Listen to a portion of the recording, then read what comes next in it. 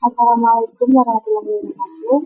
Perkenalkan nama saya Salsa Dewi Kita, NIM 20010104072 dari kelas PDI. Di sini saya akan mempresentasikan hasil analisis deskriptif berbahasa pada tulisan berita kemiskinan latar belakang. Pada awal perkembangannya merupakan satu-satunya bentuk komunikasi massa yang dikenal masyarakat cetakan dalam bentuk surat kabar, majalah, dan tabloid. Namun, seiring waktu, media tidak hanya terdiri dari media cetak, tetapi berkembang menjadi media elektronik dan yang terakhir diketahui adalah media online yang juga digunakan sebagai bahan penelitian oleh peneliti. Media elektronik muncul dari keberhasilan integrasi perkembangan teknologi. Konsep media cetak berupa naskah dengan program, bahkan mungkin dengan gambar melalui layar televisi. Media elektronik adalah radio dan televisi, sedangkan media online adalah sumber daya yang menggunakan internet. Metode penelitian. Penelitian ini menggunakan deskriptif kualitatif. Dengan bantuan rancangan penelitian deskriptif kualitatif, kesalahan kebahasaan dalam penulisan berita titik finance dan titik news dideskripsikan dan diilustrasikan. Selain itu, jenis data yang digunakan dalam penelitian analisis kesalahan bahasa titik news, writing, dan titik news adalah jenis data kualitatif, belajar dan cara siswa belajar. Teknologi telah memberikan akses kepada pendidikan dan akses ke berbagai cara komunikasi dan kerjasama. Analisis yang pertama yaitu terdapat kesalahan ejaan pada judul berita detik finance dan detik news.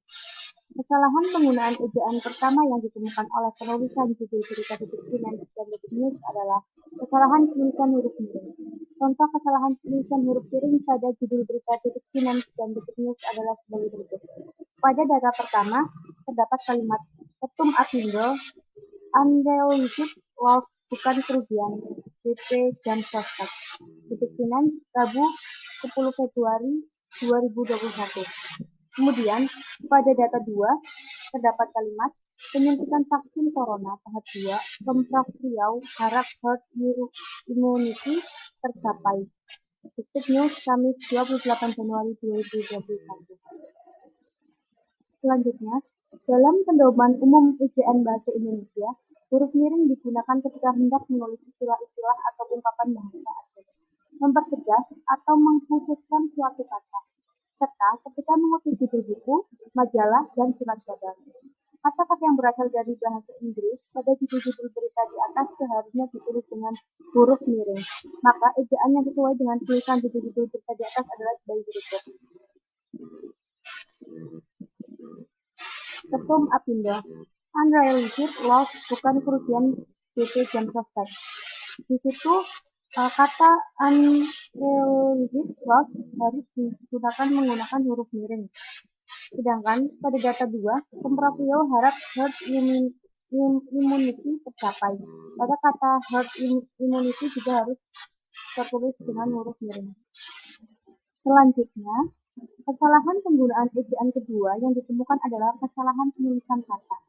Jenis kesalahan penulisan kata yang dapat ditemukan pada penulisan judul berita detik finance dan detik news adalah kesalahan penulisan angka dan bilangan. Contoh kesalahan penulisan angka dan bilangan pada penulisan judul berita detik finance dan detik news adalah sebagai berikut. Data 3 fakta menarik rumah Bijang Cipulir yang mendunia. Detik Finance, Min 21 September 2020. Dan pada data 4, terdapat kalimat Kudus 3, pekan kebanjiran. Banjar bentuknya kayak mangkok. Detik News, Selasa 23 Februari 2021. Pada data 3 dan 4, terdapat bilangan 3 yang seharusnya tidak ditulis seperti itu. Selanjutnya, kita membahas mengenai pembetulan data 3 dan 4. Dalam pedoman umum ejaan bahasa Indonesia mengenai angka dan bilangan, bahwa bilangan yang dapat ditulis dengan 1 atau 2 kata harus ditulis dengan huruf, kecuali bilangan untuk pemerincian. Maka ejaan yang sesuai dengan penulisan judul-judul berita di atas adalah sebagai berikut. 3 fakta menarik rumah Bijang Cipulir yang mendunia Kudus. Data 3 pekan kebanjiran, Banjar bentuknya kayak mangkok. Pada kalimat tersebut, kata 3 ditulis tidak menggunakan bilangan, namun menggunakan kata atau huruf EIGA. Berdasarkan temuan hasil penelitian, kesalahan berbahasa yang umum dijumpai dalam penulisan judul berita detik finance dan detik news adalah kesalahan penggunaan ejaan. Hal ini sejalan dengan penelitian terdahulu, yaitu analisis kesalahan berbahasa pada penulisan latar belakang skripsi mahasiswa non-bahasa dan sastra Indonesia Universitas Muhammadiyah Surakarta yang dilakukan oleh Wirasuti pada tahun 2013.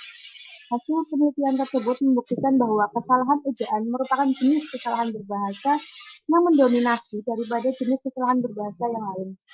Dalam penulisan judul berita detik finance dan detik news, ditemukan beberapa jenis kesalahan ejaan yang dapat ditemukan.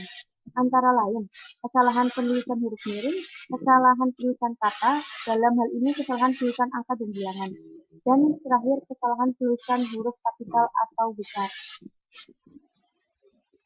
Kemudian, analisis kesalahan yang kedua yaitu terdapat pada kesalahan kalimat pada isi berita detik finance dan detik news.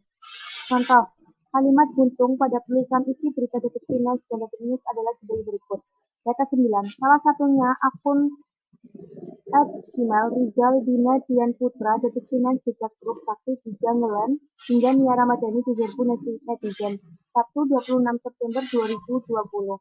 Data 10, walau lokasinya tetap saja nyempil, detik news rumah nyempil di tengah bangunan megah, saksi bisa perubahan zaman. Minggu 7 Maret 2021.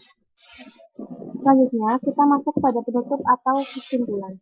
Dari data kesalahan ejaan dalam penulisan judul berita detik finance dan detik news masih sering ditemukan. Ada beberapa jenis kesalahan ejaan yang dapat ditemukan pada penulisan judul berita detik finance dan detik news antara lain kesalahan penulisan huruf miring, kesalahan penulisan kata, dan kesalahan penulisan huruf kapital atau besar serta jenis kesalahan kalimat. Hanya dapat ditemukan pada isi berita.